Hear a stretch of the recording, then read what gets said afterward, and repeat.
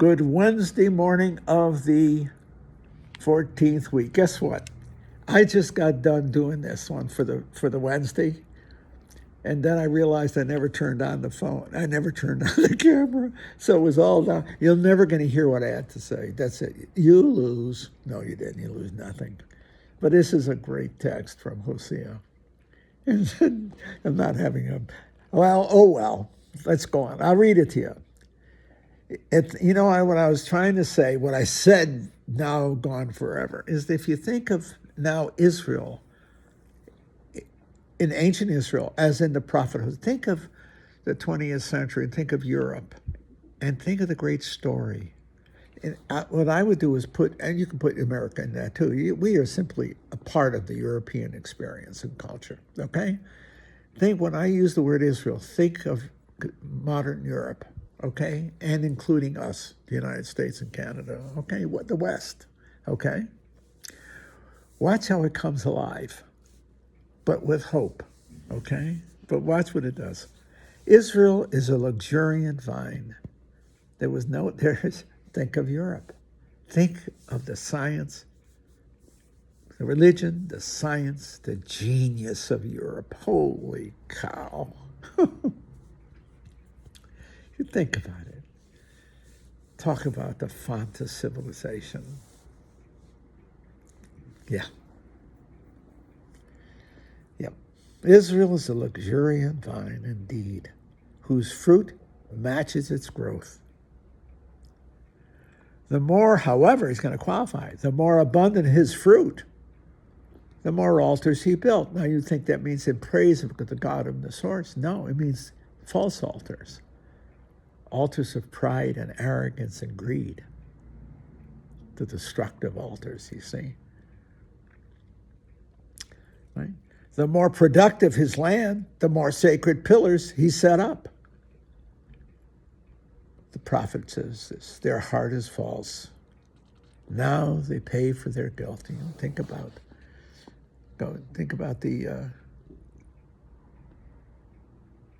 the first half of the 20th century, literally first half. Their heart is false. Now they pay for their guilt. God shall break down their altars and destroy their sacred pillars. Think of Europe. If they would say, we have no king, since they do not fear the Lord, what can the king do for them? The king of Samaria shall disappear like foam upon the waters. What a great line. Think of Hitler, Mussolini, and Stalin, and eventually their names will be so remote, it'll be like foam on the water. The tyrants of the past. I wonder today, I gotta try it. If you were to go into class and you say to somebody in class, who are some of the most powerful tyrants of the 20th century? Who would you name? You can't help but say Hitler, but what about Mussolini? How about Stalin? How about Mao? See? Wouldn't that be interesting? Or you could say, who brought about the most destruction of life? 80 million people in the Second World War. Who were the leaders? I wonder how many would know it. I'm not criticizing them. But that was 60 years ago, 70 years ago. Could be that it's not part of their thinking anymore. It's like foam on the water.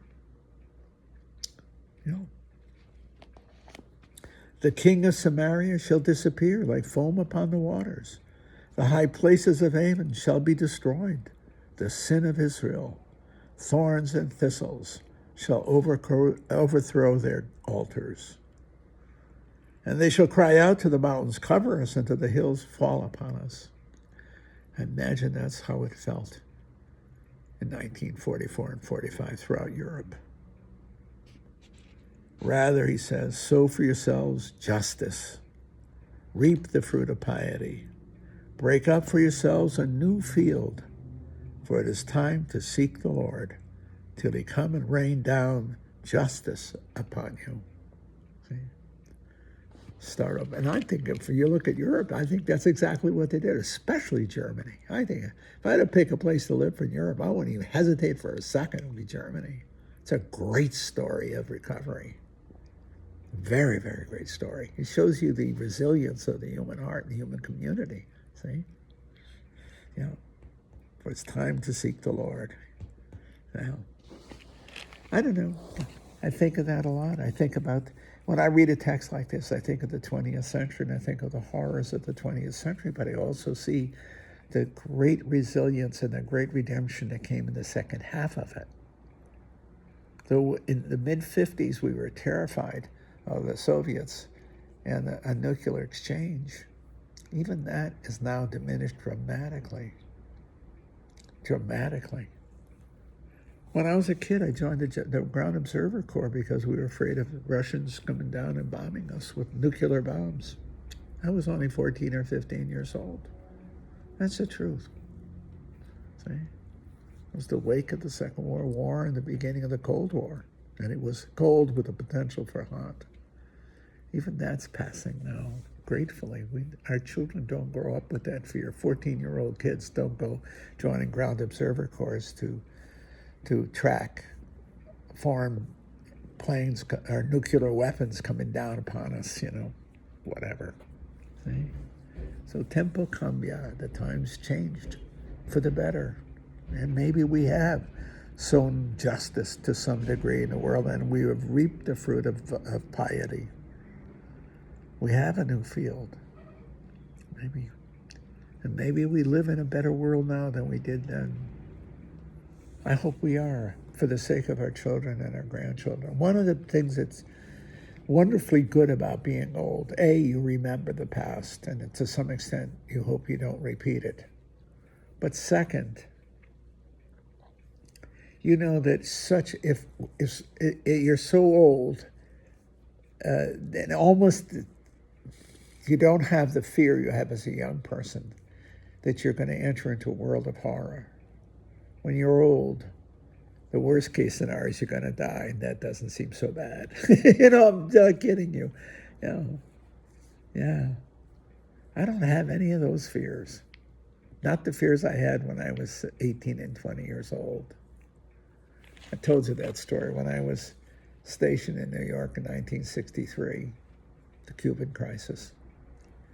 One of the old timers in the monastery said, I think the hostilities will begin tonight. And here I am in New York. And I thought, tonight I die. Because the possibility of nuclear exchange at that point was very, very real.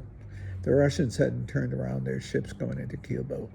We'd have sunk them and we would have been at war with the Russians. That was, to put it mildly, terrifying. Anyway, just thinking about this, Now I actually think we have sown for ourselves justice. And there has been a restoring of at least social piety. I don't think we are as bad now as we were 50, 60 years ago in terms of terror. I really mean it. And we've planted a new field.